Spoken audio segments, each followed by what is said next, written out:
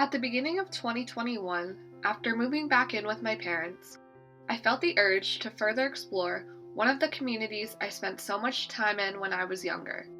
I knew it had the potential for a great story and discovered as much once I started to do more research. From building a family name to establishing one of the first booming towns in Upper Canada, this is the history of Vienna, Ontario.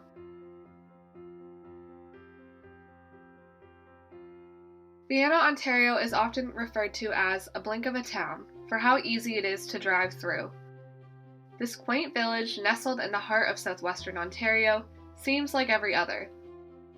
But digging deeper, this small town has its own history that's just as unique and rich as the rest of our country. The village of Vienna was established in 1829 with a request from Jesse Smith and Captain Samuel Edison. The lots were divided up, and the area was named Shrewsbury, after John Talbot, the first Earl of Shrewsbury. The name of the town was later changed to Vienna by Captain Samuel Edison, who was a local hero that fought in the War of 1812 for the 1st Middlesex Militia, as a way to honor his ancestors in Austria.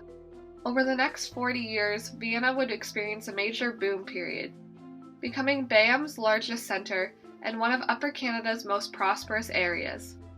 The lumber trade grew in size and transformed into the primary industry supporting the village, bringing around 1,200 to 3,000 inhabitants during its peak. The Otter Creek was of utmost importance during this growth. The wide creek was ideal and made it easy to ship the large amount of pine, maple, and oak trees that populated the area to a larger body of water. The Otter Creek, which travels downstream to Lake Erie, would provide transportation for the lumber, where it would then be sent to the United States, Quebec, and the West Indies. The reduction of the lumber trade, severe fires, and flooding put an end to Vienna's expansion. The village was at its peak when a booming industry moved in and provided jobs to hundreds of citizens, soon diminishing into thin air, just as many other small towns do. It becomes obsolete once the industry it once thrived on leaves. By the end of the 20th century, Vienna's population fell to a modest 600 residents, which is similar to the number it remains today.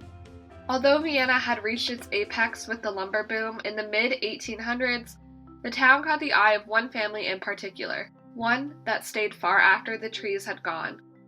John Edison was a loyalist during the American Revolution. He left Essex County, New Jersey, for Nova Scotia, Canada in 1783. By 1811, the family moved to Upper Canada, where they received a land grant of 600 acres in what would become Vienna. They set up their homestead overlooking Otter Creek near the center of town. John's son, Captain Samuel Ogden Edison, returned to BAM Township after the War of 1812, becoming one of the most respected men in the area. As mentioned earlier, he even had the privilege of renaming the town. The same cannot be said about one of Captain Samuel's sons, Samuel Jr., who had multiple run-ins with the law.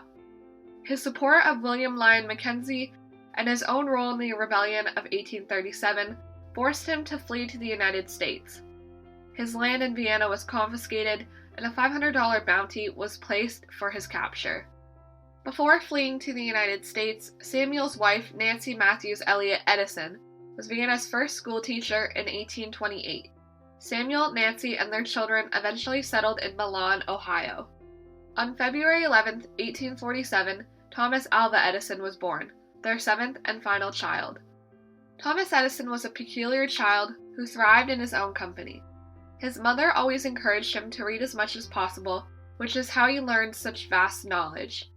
Being a former schoolteacher, Edison's mother was also the one who taught him how to read, write, and about arithmetic. He had a brilliant mind and, even as a young child, was always working on something. Edison went on to emerge as one of the world's most prolific inventors. Some of his most famous creations include the phonograph, the automatic telegraph, the incandescent lamp, the storage battery, and the improvement of generating and distributing electricity. Contrary to popular belief, Edison did not invent the light bulb. The light bulb had been around for several years before Edison began working on his version. He took the already existing design and made a safe and economical light bulb that could be used in the home. To show off how functional his incandescent bulbs were, he held a public demonstration at Menlo Park, his research laboratory. By September 1882, the first commercial power system began operations, providing power and electrical lighting to 1 square mile in Lower Manhattan. Although Edison spent most of his life in the United States inventing some of the world's most important scientific discoveries, he would never forget his younger days in Vienna, Ontario. To most, Vienna is just another small town in southern Ontario. To Edison and I, it's a place we were both able to spend with our grandparents. Edison spent summers with his beloved grandparents in Vienna, fishing, playing with family, and enjoying what the village had to offer. Edison was even taught how to swim by his uncle, Charles O. Edison, in Otter Creek. Built in 1816, the original Edison homestead is long gone from its place along Otter Creek. Henry Ford, the founder of the Ford Motor Company, was a very close friend to Thomas Edison. After Edison's death in 1931, he purchased the original family homestead and moved it from Vienna to Greenfield Village, Michigan, the site of the Henry Ford Museum. This process involved disassembling the house, shipping it to Michigan, and reassembling it on its new plot of land. Ford also had the bushes and some of the ground from around the homestead shipped to the building's new location. He even came to Vienna in 1933 to do an inspection on the property before the home was taken apart. On September 17, 1961, a historical plaque was unveiled to commemorate the Edison homestead. The plaque was part of a series of others erected throughout Ontario by the Department of Travel and Publicity, acting on the advice of the Agricultural and Historic Sites Board of Ontario. I've driven past that plaque more times than I can count. Almost every Friday, my family and I would visit my grandparents in Vienna for dinner and round the corner, passing the plaque to drive up their street. My grandmother is alone now, but the tradition still continues and the plaque remains. After some research, the connection between the Edison family and my own runs a bit deeper than I originally thought when I first started writing this piece. My father is from Vienna, and my parents currently live a short 20-minute drive away. My grandmother still lives there, and her house stands at the top of the hill, overlooking where the Edison homestead once stood. Her home was built in 1871 and has been in the Pace family since 1896. As it turns out, a handful of Edisons actually owned the house before my grandfather's family. Malone B. Edison and Charles O. Edison, both being Captain Samuel Edison's sons, resided there before selling their deed of land to the Fairchild family on multiple occasions. Sarah Ann Fairchild then sold the house to Rachel B. Pace and Calvin Pace, my great-great-great-grandparents. Also, the United Empire Loyalist Burial Ground, now known as the Edison Pioneer Cemetery, is just down the road from my grandmother's property. This cemetery is where a handful of Edisons are now buried, including Captain Samuel Edison, his first wife Nancy Simpson Edison, Eliza Edison Secord, Marcellus Edison, Samuel Edgar Edison, along with a few others. The majority of the people buried in the Edison Pioneer Cemetery are quite young and probably died from a smallpox outbreak that the town and country were experiencing at the time. Captain Samuel Edison donated the land that is now used for Edison Pioneer Cemetery. In 1963, the cemetery came under the jurisdiction of the municipality of Bayam, and it was eventually restored in 1965. It's a difficult climb to reach the top, but worth every minute to take in. I remember visiting it for the first time when I was younger, and being so scared we weren't going to make it up that hill. I had no idea what to expect once we finally reached the top.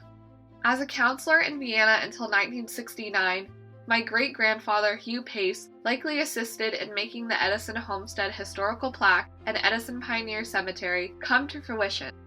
There are a handful of other Edison family members buried at St. Luke's Cemetery, including Malone B. Edison and Thomas Edison, also sons of Captain Samuel Edison.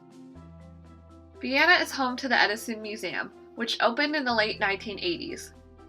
The house sat upon what used to be land owned by the Edison family. Nora Edison Coombe, a first cousin of Thomas Edison's and the last remaining descendant with the Edison name to live in Vienna, donated most of the museum's pieces. The Howard family, which were friends of Nora's, donated their house, built in 1853 for the site of the museum. The original museum closed in 2016 due to a lengthy list of building repairs needed and a lack of funding from the BAM Council. After moving locations, the museum now sits on the main street of Vienna.